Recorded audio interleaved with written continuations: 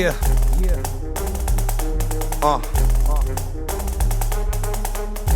Say it again. Yeah. Underrated, mate. Young, black, and gifted. We do it for the culture. This is the Young, Black, and Gifted podcast, and I am your faithful, dedicated host, Underrated, and I'm back.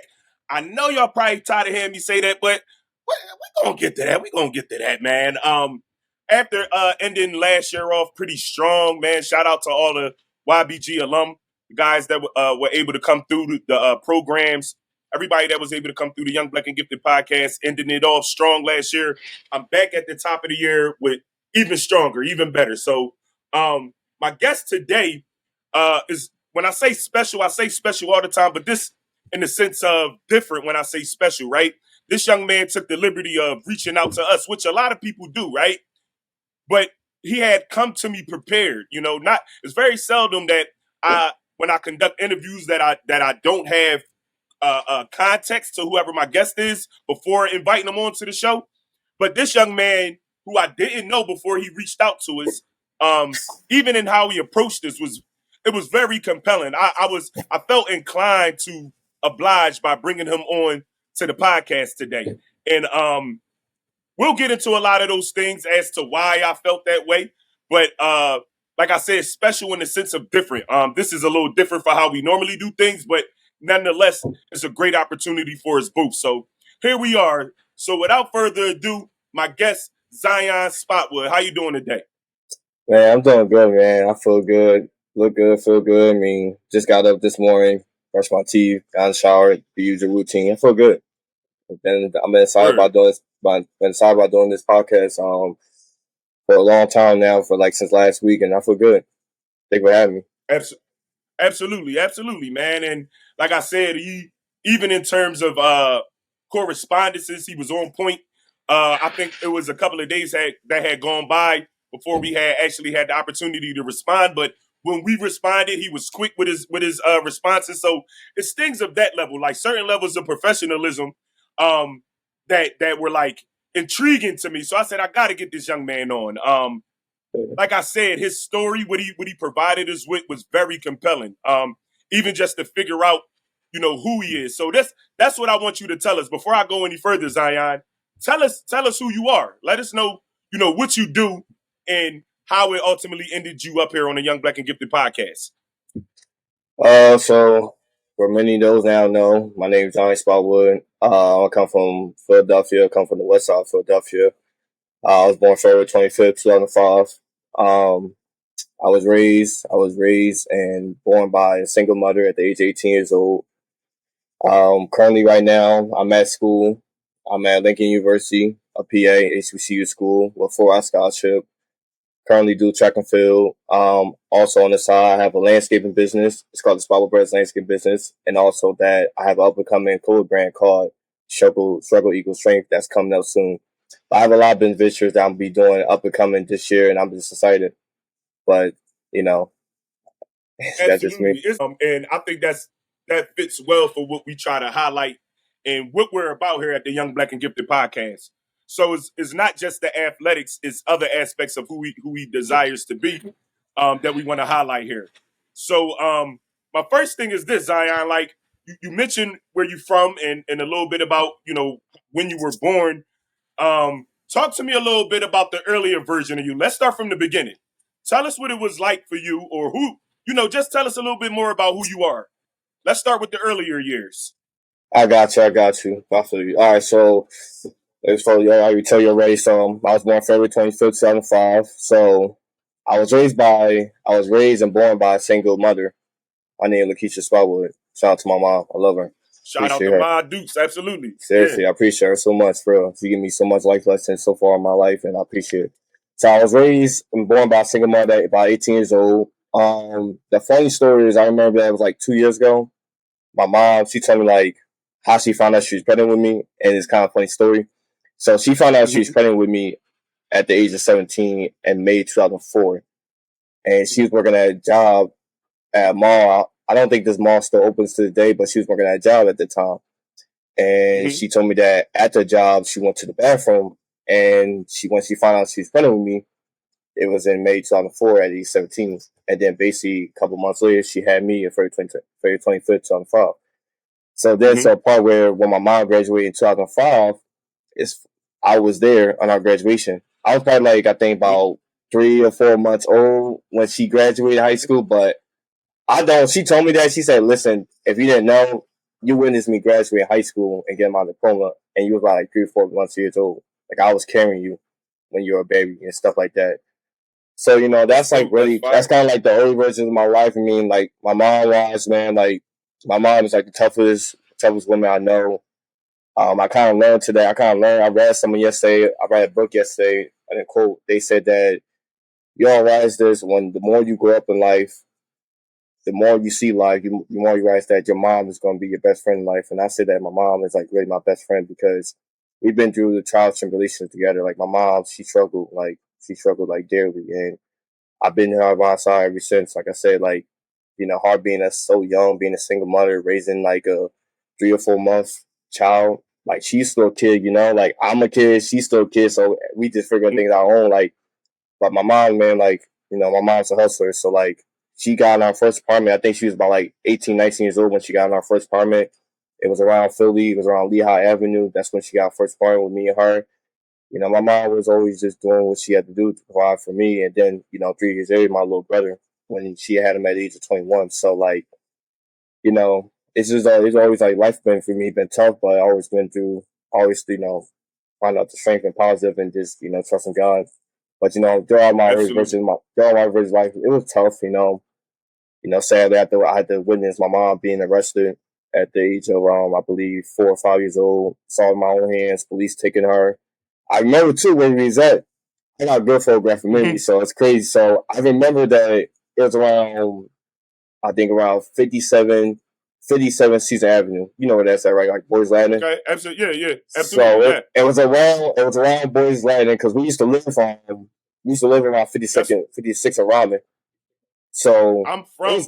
Hold on, stop. Gotcha, I don't mean to cut you off. Right. I'm literally. I never asked you, and us building, right? Right. I never asked you what part of West Philly you was from. I was born February 3rd, 1987. The first 10 years of my life, I lived on 57th and Rodman Street. I remember when Boys Latin was called. Hold on, y'all. I never met this young man a day in my life. That's so crazy to me. I'd never asked you, and it's so crazy that I never asked you. Boys Latin used to be called Transfiguration. Oh, for real? I didn't know that. We used to take the bread carts and ride down the steps as kids back in the day. I'm talking about in the 90s though. I'm a little older. I'm 37, so I'm talking about early 90s, right? Yeah. I'm like mama, like around the same age. I think my mom was 186. Wow. Your mom probably see my face and know who I am. That's crazy. But we'll get into that.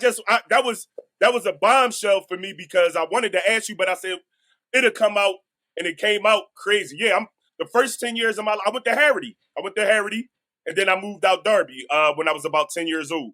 But go ahead. I'm sorry. I just wanted to. Yeah. Well, Darby, regular Darby, but I'm sorry. I just wanted to pinpoint that. That was fire. That's fire. But okay. Yeah. So like, to continue my story, yeah, like so. For a while, like around like I think like 2008, 2009, we lived around like 56 and Rodman Street. It was a nice house. Nice house, just me, her, and my brother. So it was pretty cool. I think it was around 2010 or 2011 that I saw my mom, got arrested by the police. Okay. I remember, I think we drove somewhere, the police stopped her. I don't remember what they exactly said. I don't know if she had a warrant or a wanted list around her, but let me stop you right here, Zion. So this is what I want to ask, right? Because you pretty much got to the ask or to the point of, right? What I want to know is, because I understand if your mom went through some struggles, right? So what I want to ask you, right, is how did that ultimately shape you? How did that help you to become this young man that this young man that I'm sitting in front of today? What helped shaping me today between watching my mom struggle and then eventually seeing her incarcerated, then staying with my grandma and my uncles for a while. for many years. It shaped me to become a better, not just a better, better athlete, but also a better person and a better brother, a better nephew, a better cousin, everything like that. It shaped me very well because, like, my mom, when I talked to her after a couple of months after she got out of jail, she told me that, listen, like, don't feel like you're a victim because I went to jail. Now that shouldn't have happened to you. No child should witness their mother being incarcerated for a while, but you shouldn't feel a victim. You should feel blessed because it make you a stronger person. It make you more independent. It make you help you handle things in life that you need to handle once you keep growing older. Because at the end of the day, like, I might be 18 now, I might be young, I might be just doing what I'm doing now, but as I keep getting older and older and keep becoming more wise and wiser, life most likely will get harder. But I just gotta deal with the challenges and just like I say, I always say, like, trust in God and just get it. I would agree. I would agree with your mom, right? Because sometimes in life, some unfortunate events take place, right? Yeah. And I would say, like, and to kind of like piggyback off what you said she was explaining to you, is that sometimes we have the tendency of using those things that tear us down when indeed we could use it to build us up. Our experiences don't necessarily have to define who we are. We can learn, even if they're tough experiences or tough lessons, we can learn from them and ultimately become better people. So I would agree. I would definitely agree. It's unfortunate, right? Right. Go ahead. Yeah, it's my fault, but yeah, definitely unfortunate that, like, somebody like myself or any other, like, African American kid that's from the inner city Philly had to witness, the mom being incarcerated. That's their, like, at the day, like, my mom and, like, man, like, when my dad really wasn't much in my life and I only see him on weekends, really. My mom was basically like my mother and father at the same time, so, like, she taught me right from wrong, so, like, seeing her being incarcerated for many years of my life, I don't feel a victim of it. Like, nowadays, as my mindset and my growth is getting stronger, I realize that I'm not a victim to this. I'm not glad it happened, you know what I'm saying? But I'm glad it happened in many ways because it made me who I am today. It made me a stronger person. It made me to become this young entrepreneur that I am today, GM my own landscape business and other business ventures that I want to do. Like, it made me better. Made me made me grow older fast, made me become more independent, and since then I've been like that. Let me ask you this, right? So West Philly. So again, I tell you that we have that in common, right? And like I said, I was only out there for the first 10 years of my life, and I'm pretty sure my mom, her decision to move from the neighborhood was for plenty of reasons, right? But I'm pretty sure one of them was to try to put me in a better space so that I didn't have to grow up in such an environment, right? So I want to ask you that, like, how would you say that growing up in a tough neighborhood out West Philly, like, how would you say that shaped you? How has that been for you? I say growing up in West Philly, man, like, West Philly, like, to me is like, it's everything, It's where I'm from, it's where I was raised at, it's where I still live at to this day. Like, it helped shape me the person I am today. Like, the whole city of Philly helped me shape the person I am today between just, going out there and getting it, grinding, hustling, that's why I've been taught and that's why I've been shaped. I mean, growing up West Philly, man, like, you just gotta have a strong and you gotta have a rich mindset, like, to go out there and get it, no matter what, because there's no handouts, especially where you're from. Like, like I said, you live in West Philly for 10 years. I've been living in West Philly my whole life, so you already know it is, like, nobody's not gonna give you a handout. Like, you can't just stay in the house all day on the couch and thinking that the opportunity will come to you. No, you gotta get the opportunity for yourself. So being from West Philly taught me, like, to grind. It taught me how to hustle. It taught me, like, to keep, like, stay focused because it's a lot of outside distractors out there that will try to mess up your dreams and your goals to what you want to do. So, like, for me, like I said, I've been an independent child since I was like 16 years old. Like I said, dealing with my mom being incarcerated for many years, it hurt. Of course it hurt. It hurt any child. Like, your mom is your safe haven. Your mom is the one that show you warm and love. But, being from where I'm from, like West Philly, it just hurt me. Like, it taught me it taught me how to handle business. Taught me how to stand on business and handle my business, and just don't let anybody, don't. There's no handouts. Don't let anybody, mess anything up. Like, keep a head straight forward, for real. And that's why I'm blessed where I'm at today, man. Like, my mom, my grandma, my whole family don't have to worry about anything. They don't have to help me worry about paying for tuition. I have a full ride scholarship. I mean, a lot of kids from my city don't. don't get that, you know, seriously. So like, Absolutely. don't like where I come from between the pain, struggle, and poverty, and everything like that. Seeing homeless people around my city, seeing a lot of people just basically struggle, you know. So being blessed with a 4-hour scholarship means everything, not just to myself but to my family as well, because you know everybody got to handle their own business, and me having a full ride means everything to me, but also my family. My mom don't have to worry about anything. She already been through enough, and this is part of my little thank you to her, part of my little award to her. Like, listen, like, you know, your baby boy got a full ride and you don't have to worry about anything. And that now he's a young black entrepreneur, been having his business for like two years now, and it's been grinding, just been hustling.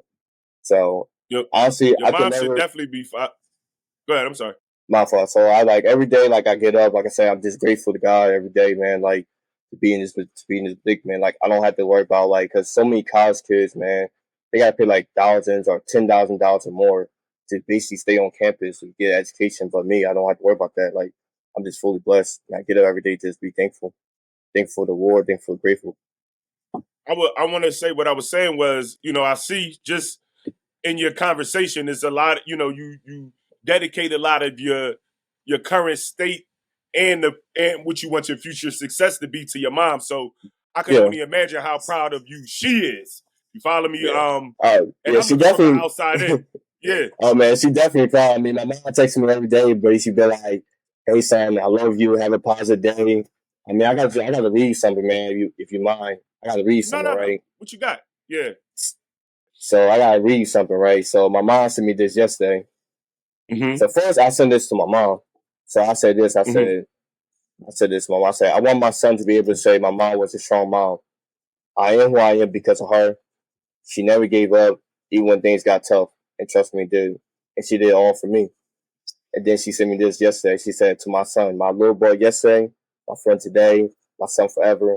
Never forget that I'm so proud of you and I love you and more than anything in the world. And I appreciate that, man. Just all love. Yeah. Word. That's fire, man. And you listen, man. What I'll say, I know you still have some ground to cover, but just what you've been able to do for yourself up until this point is very inspirational.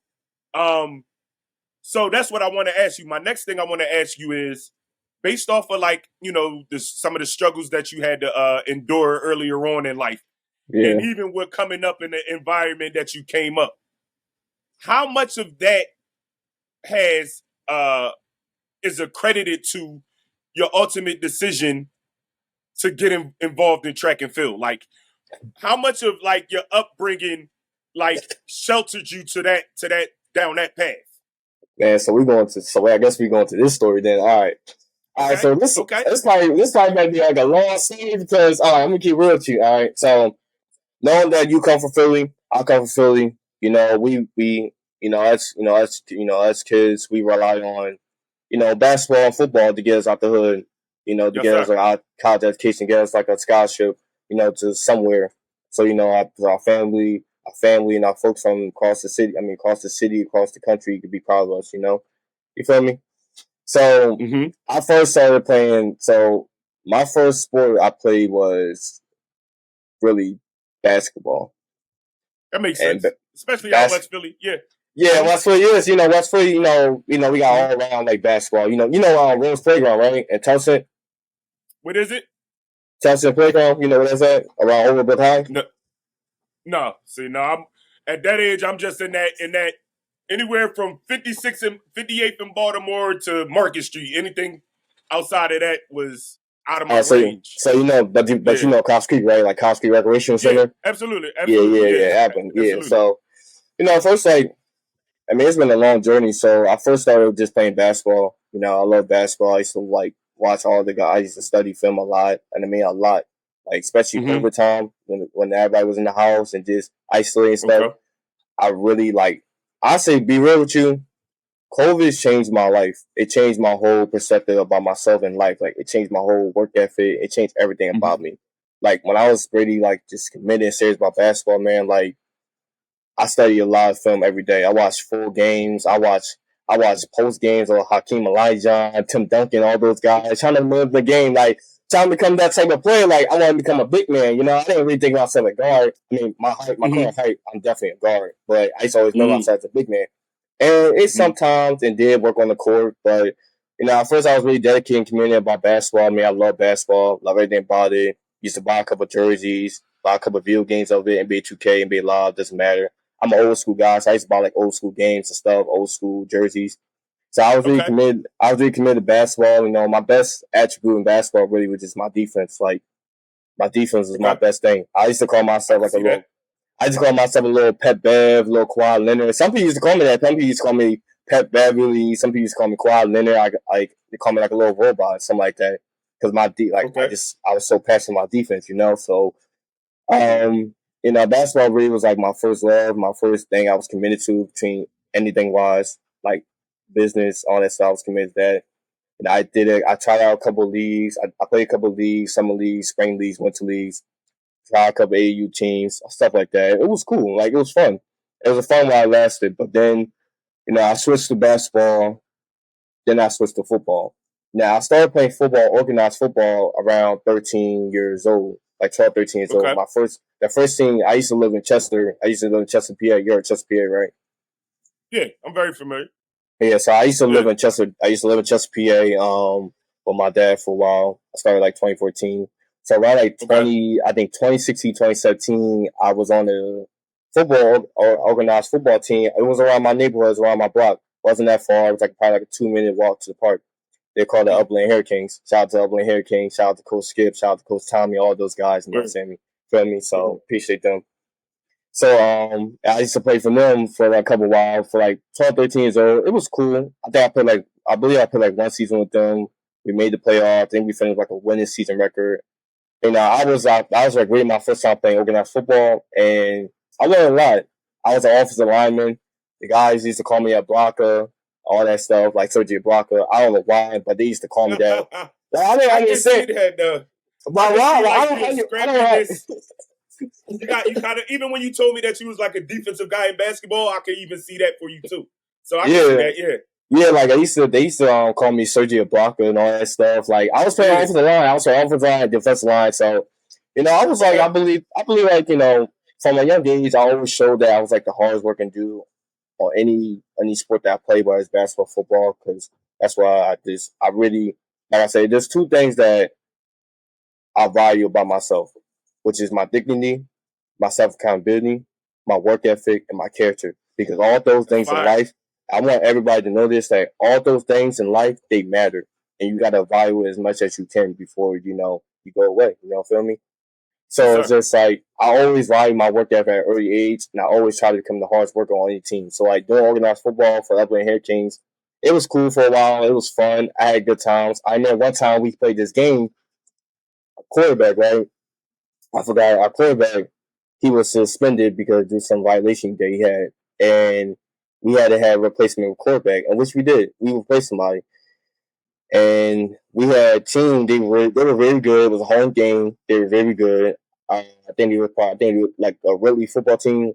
And I remember that we won that game. It was a hard game. I think I suffered an ankle injury, but it was a tough game. Like, we got to fight to win. You feel me? That's how football is. Have mentality. So we won that game. We upset them. I say that between sports-wise so far in my life, that's like one of my best moments because we upset a team that was pretty well known around the area, and we beat them. And I told we celebrated. We was all excited. Like, it was dope. I get to a point with basketball. I went to playing basketball. Did a couple of leagues again. Played a couple of AAU. It was fun. I locked down a couple of people. I mean, I had 6 steals in one game one time. It was cool. It was fun. Like, I really was like, let me tell you something. Let me keep it real with you. I really was like I was a lockdown defender. Like, I really dedicated and put my time into my defense. Like, my defense was all I care about was locking down somebody because I didn't care much about offense. Like I said, I try to work on my offensive game, really hard. I went to a Clinton and Towson playground. Shout out to Coach Umar, by coaching and Coach Umar. It was my grandma. My grandma kind of sent me. I remember one time my grandma texted me. She sent me an image because she not interested in basketball at the time. Mm-hmm. So she sent me like a saying with a basketball clinic going around Tesson's playground. You sure you don't know Tesson's playground? Will Chamberlain go Everbrook High? Yeah, no, that's that's way on the other side for me. Like I might be familiar with it if I see it, but I don't know nothing about it as far as being like connected to it. So yeah, that's Yeah, the other side. It's a long overbook high, where Julius Irvin, Will Chamberlain, Kobe Bryant, all them dudes used to play. You got like a little, you never see like, you never go around Philly now to be like, you don't see like a Kobe Bryant like design and honoring his name. Oh man, it's crazy. No. That's the playground. Now that's the first 10 years of my life. But you talk about anything concerning Derby or the county, I can tell you about it because West Philly is only the first, like a portion of my life in the beginning of my life, but I've spent the majority of my life out Delaware County. So you asked me if I know about Chester. I played sports in school too. So I played at Chester High. I played at the middle schools over there, Showalter, and I forget the other one. So Showalter, yeah, Showalter, yeah. I'm familiar with more of the county. You know what I'm saying? Yeah. Mm-hmm. I feel you. So I saw my grandma sent me an image of this basketball player in Tussons, and I went there. It was free.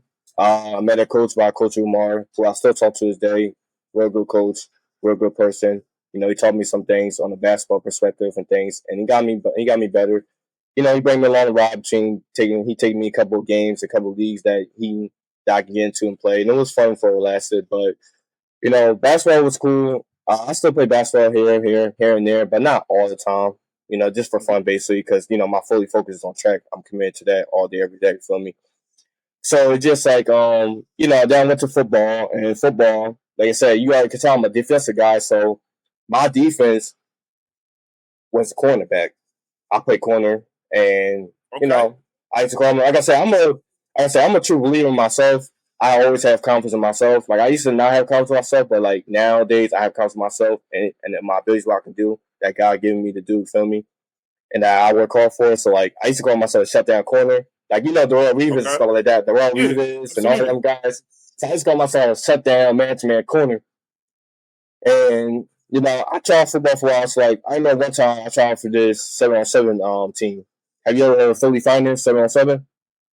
Philly Finest? Nah, I never heard of them. So I tried for this team. But it's a 7-on-7, like so spring ball, right? Yeah, like 7-on-7. So yeah, so they had a tryout around winter time. I think it was like December 2021, I believe. So they had a tryout, and I did pretty good. I would say I played like 40 hours game. My uncle Jeff, he took me to the tryout. It was cool. And I think 2-3 days later, they sent me, the coach called me, the main coach, he called me and said, hey, we'd just like to welcome you to the Philly Finest 7-on-17. And bless me, at that time, bro, I ain't gonna lie to you, I was so excited because it was just like, yo, I've never been accepted by a team before that like a 7-on-7 team. That's like pretty known, that's pretty well known in Philly around the Delaware County area. So I was just so super excited and happy. And I remember I still got this to this day. I still got the image of them sending me like walking to the team and stuff like that. But sadly I never joined because financial reasons. Price was too high. Couldn't join. I was disappointed, but plus the traveling was too much. Everything like that. So I could never join. But it was still one of those achievements, accomplishments I was proud of at the time. So football, man, like I love football as well. Like I spend, like I say, like the work ethic and the commitment I put to basketball, I put it to football as well. Between watching film, going to a football field every day, putting the grind, going to the gym, lifting weights. Like I started lifting weights around 2021 to get stronger, take care of my body more. At the time, I was kind of like, if it's weird, I'm gonna say it's kind of gonna be weird saying it, but I was allergic to the weight room. I was afraid that I was allergic to the weight room because I was afraid how when I start lifting, I don't know how my body gonna feel, and I was kind of a little like, oh, like I had that feeling like I don't want to look like this. I want to look like I am now. Now I'm a skinny, strong kid from West Philly, just normal to my body. Feel me? So, but I started getting the weight room around 2021, and I started getting like a little stronger because of football reasons, and it was cool though. Like football was fun while it lasted. I played a couple of flag football. I played flag football league around putting me in PA. That was cool at the time. I tried to play for the football team. I tried to play for Chester High, the football team, but by my own perspective, I didn't went through it because at the time, the team that I really wanted to play for, Was I wanted to play for my home team, my home football team. I want to play for the West Philly Speed Boys at the time. Shout out to Coach Bud. Shout out to all coach. Shout out to Coach Gino. Shout out to Speed Boys, definitely. I wanted to play for them at the time. So at the time, my mom, she don't know this because, sometimes I kept a lot of things, but I just want to keep to myself. I was going to their practices and training camps and stuff. I was going to their practices and training camps and stuff because I was really interested about joining the team. And I was really thinking about transferring on the football perspective. Now, the academic side, it was nothing to worry about. I had like a 4.0 GPA. I was an all-A straight A student, honorable student, blah, blah. I was part of that. By fun fact, I was part of the National Honor Society, stuff like that. Okay.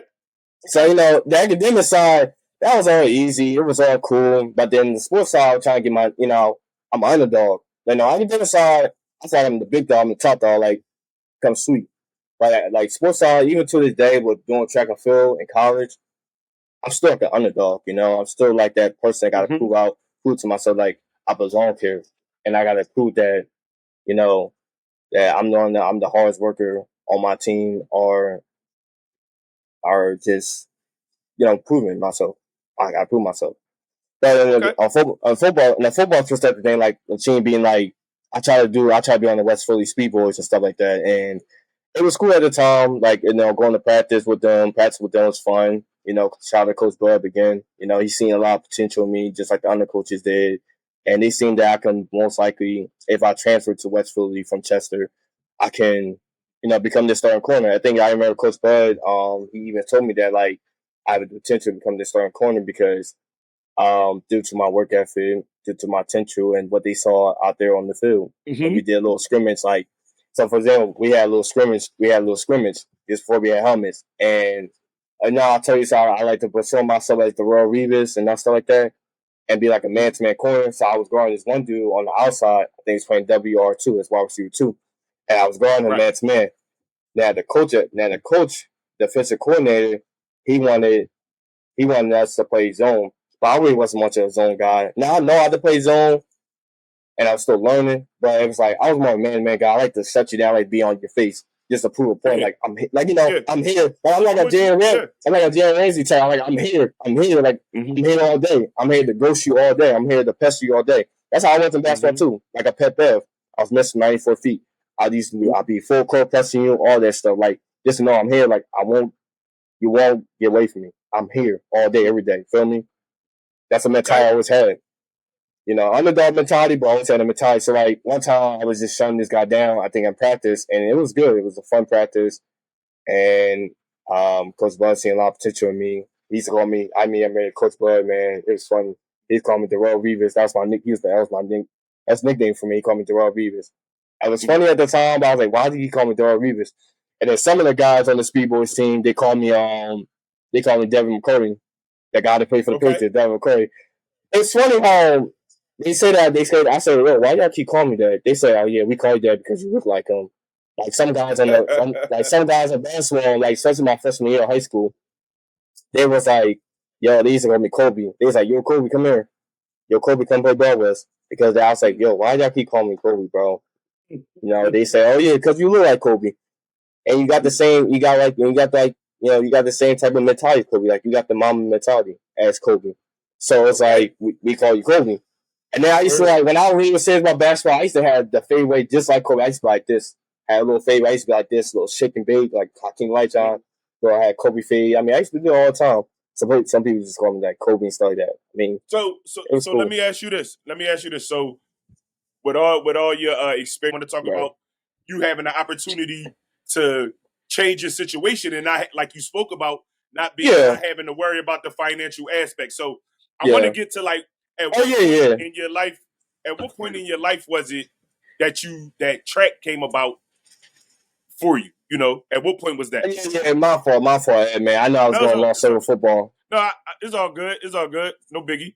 I'm gonna let you know though. To this day, though, one last thing between football wise. To this day, I wish I could have had a chance to play for the West Philly Speed Boys because I would love to play with Coach Bud and them. They really saw a lot of potential and they believed me. So again, shout out to the Speed Boys, man. I wish I could play with y'all.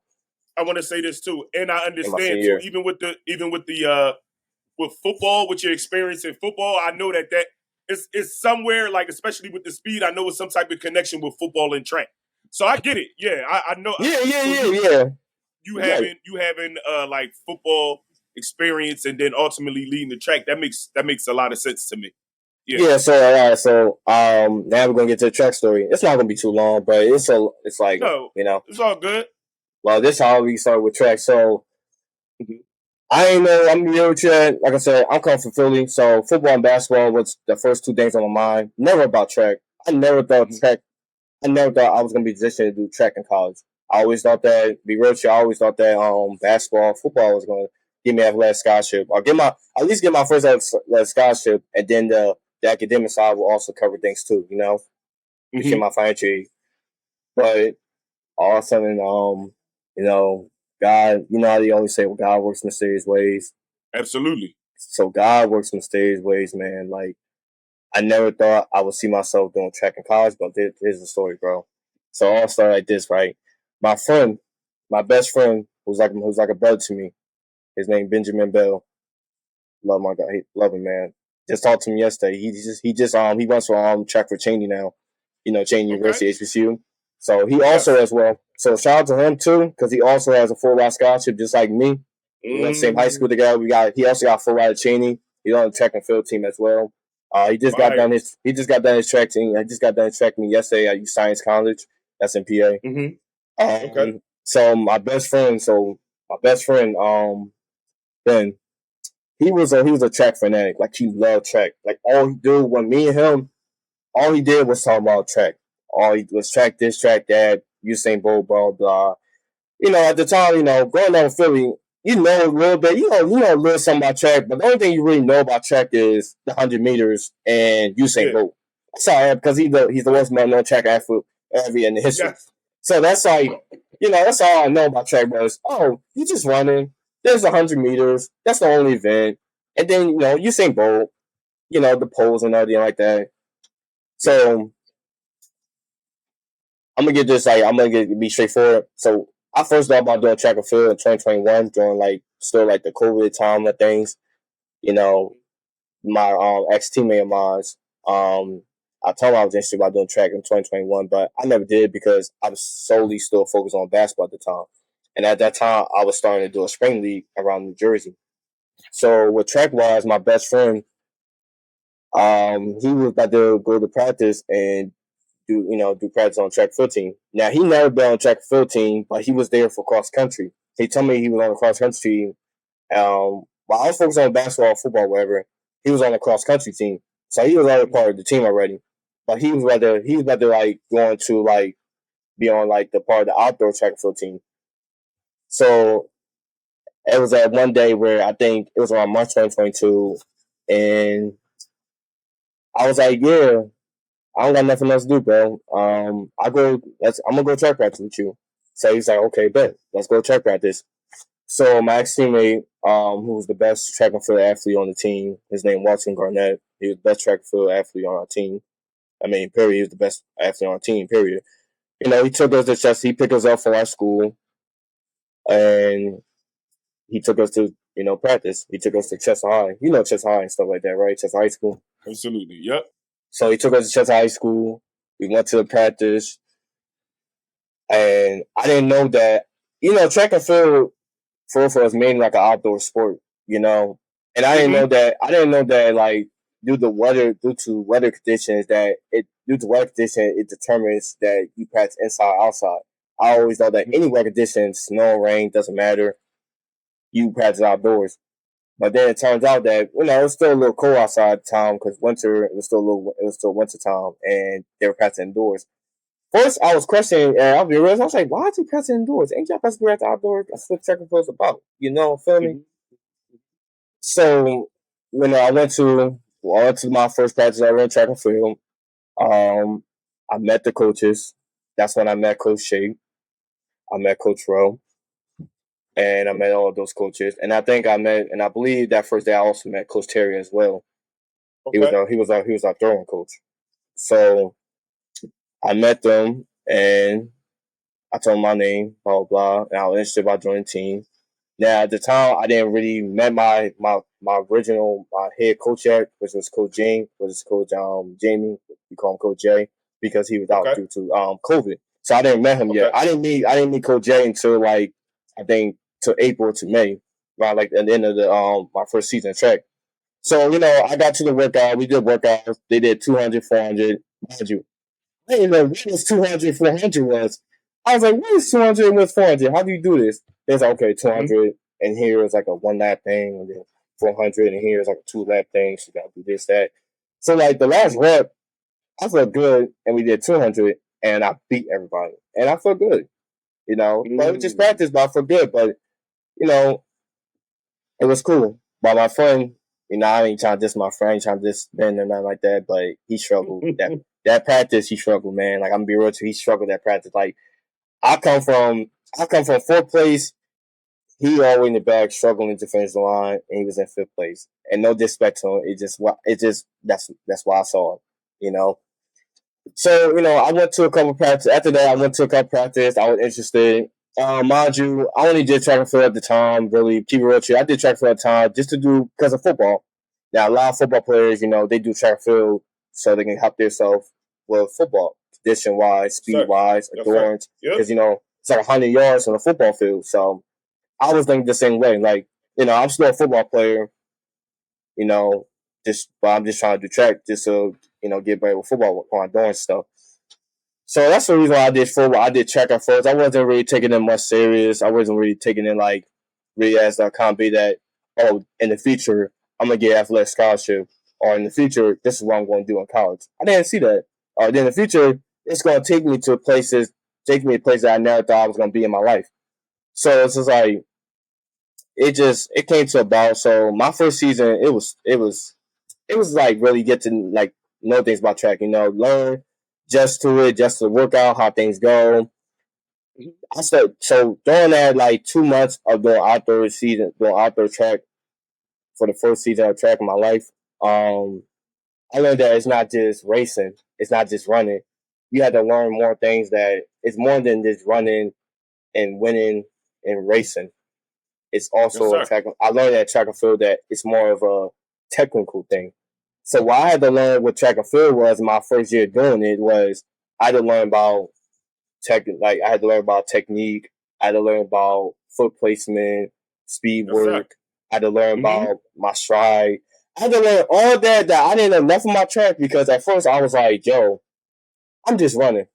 That's all it is. It's nothing there's nothing else I can work on. All I'm doing is running, staying in shape, getting in shape, blah, blah, it doesn't matter. Conditioning. And it's working for me so I can get better with football.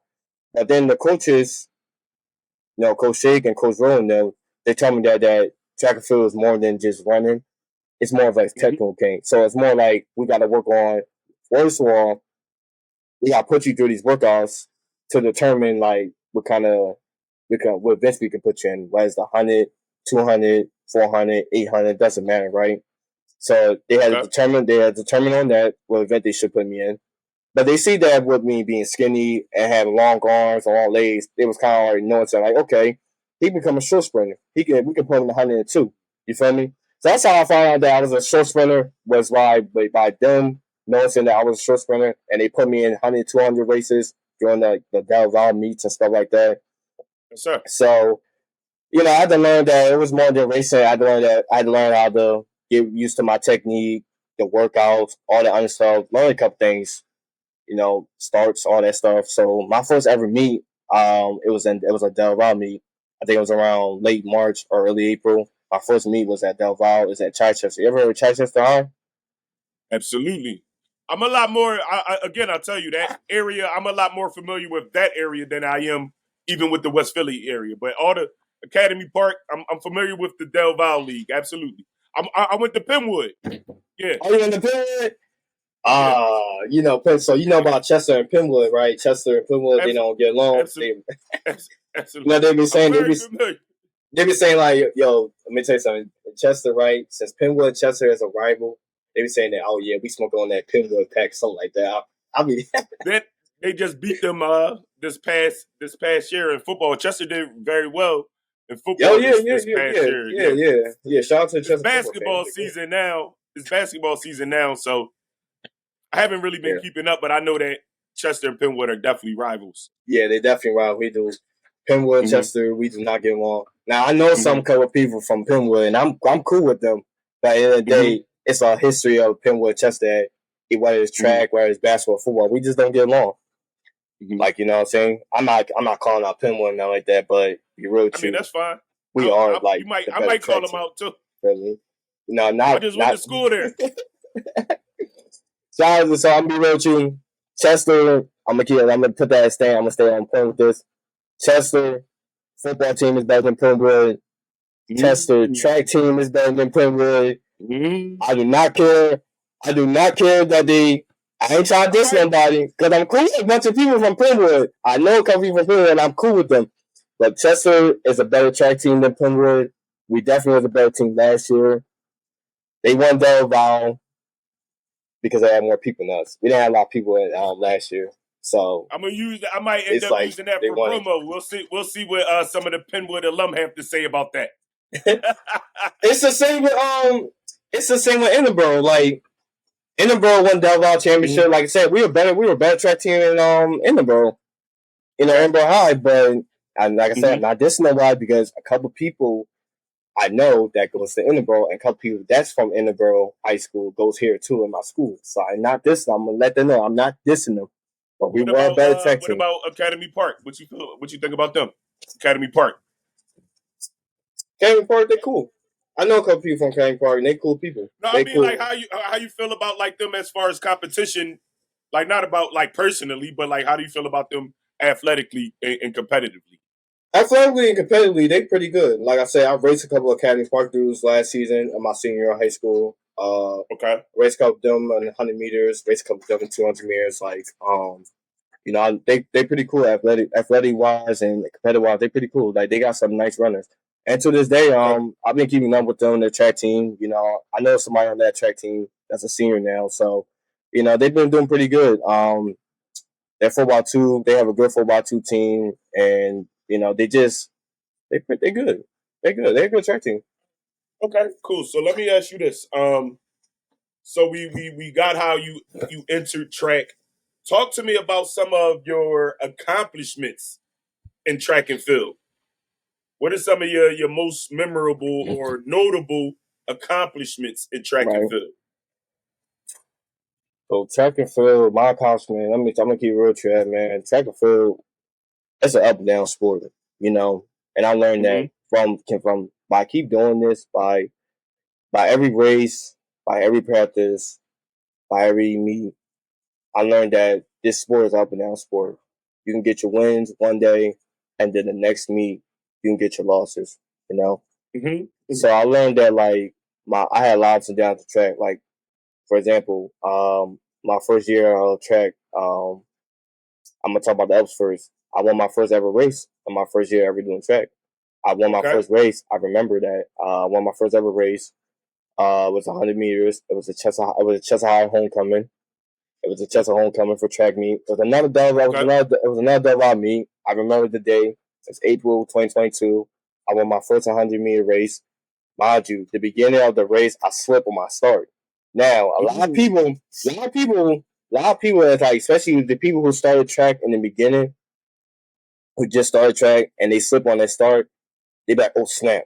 Now, some people mindset, even to this day, like people didn't like track long. Some people be like when they slip out the start, they be like, oh snap. Like their mind just definitely changed because they're, oh snap, I slip out start. How can I continue the race? How can I execute and still possibly win? But, you know, me at the time, I was thinking about football. I wasn't really taking track serious. So when I slipped on start, I was like, okay. But I was a little bit like, oh snap. But I was like, okay, just keep running. By the time you know it, I think by the time I got to 60 meters, I started passing dudes, and my top end speed started kicking. And then I found out that I won my race. I won my first ever race ever doing this sport, ever, and it was 100 meters. Right. Now, I didn't PR, nothing like that, but at the end of the day, everybody knows a dub is a dub, a win is a win. And especially me, my first year doing that sport, and I just started, and I only did a couple meets, I was happy to win. I think I seen a picture of that. I had like a little t-shirt under it and tights and stuff. And I was all Okay. excited. I was like, yeah.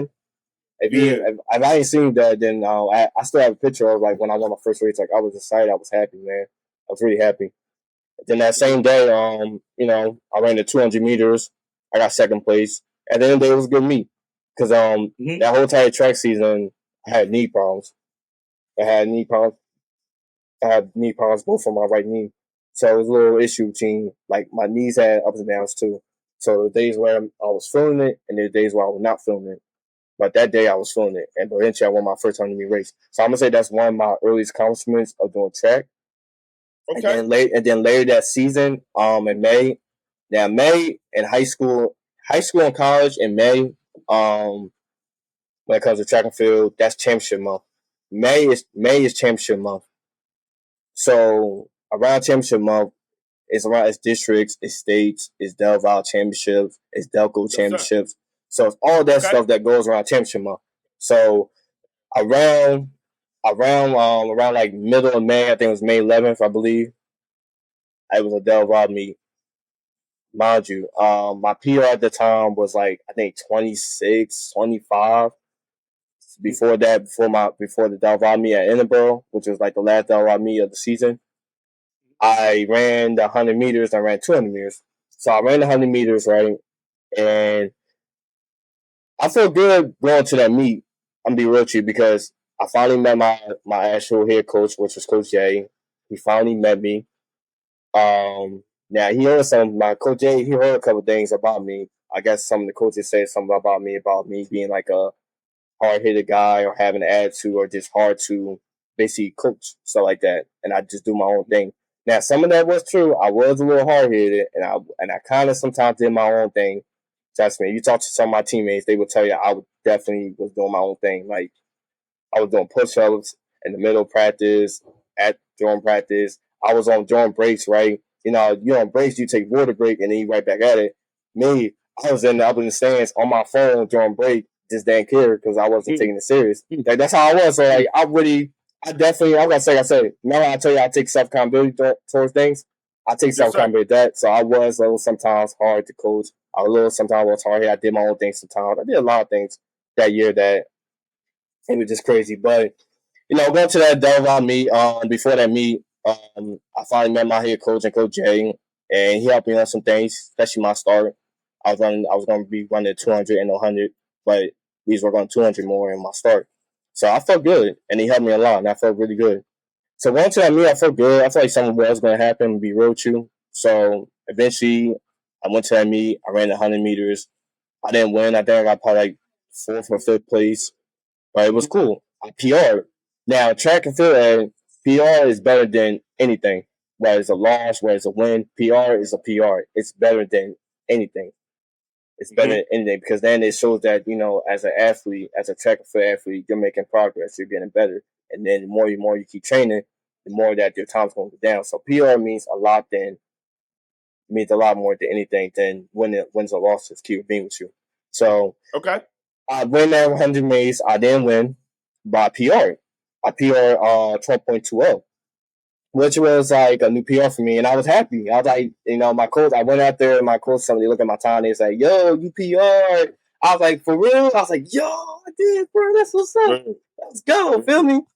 So it's like, I feel good. So then later on that day, I ran the 200 meters, and at the time my PR in 200 meters was like probably 26, 25, and I ran a new PR in the 200 meters. I think I probably got like 3rd or 4th place, and I ran a new PR of 24.38, and I was more excited to PR in my 200 and my 100 because I was starting to figure out that the 200 is my better event than 100.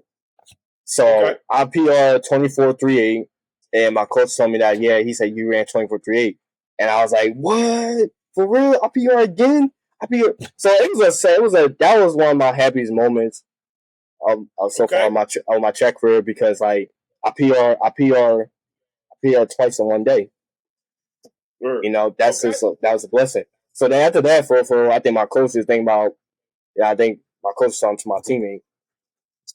He was like, "Yo, I think we should get Zion. I think we should get Zion to run run AAU. If he runs AAU, he can possibly get 23. He could get 23 run AAU was, and blah, blah, blah. And he agreed. And I was thinking about AAU too, but at that time, I was in the process of starting my landscape business, which I still have today, which is called Spotwood Brothers Landscape Business. Spotwood Brothers Landscape Business is a landscape business that is based on the founders of me and my little brother. My little brother, he's like 14 years old right now. He just started high school. So we started our own landscape business. I was 17 at the time. He was like, I think 13 at the time. We started our own landscaping business around May 2022. So I was in the process of starting that. Our first client ever was around my area. It was around the Overbrook area. And yeah, so he passed a couple flyers. He saw that we had lawnmower and he asked us to cut grass. Our first job, and now mind you, it was a small lawn. So when we got that job, we did pretty good. We had the weed whacker, we had the lawnmower, stuff like that. Our first job, we got in $60, which was not bad for a small lawn.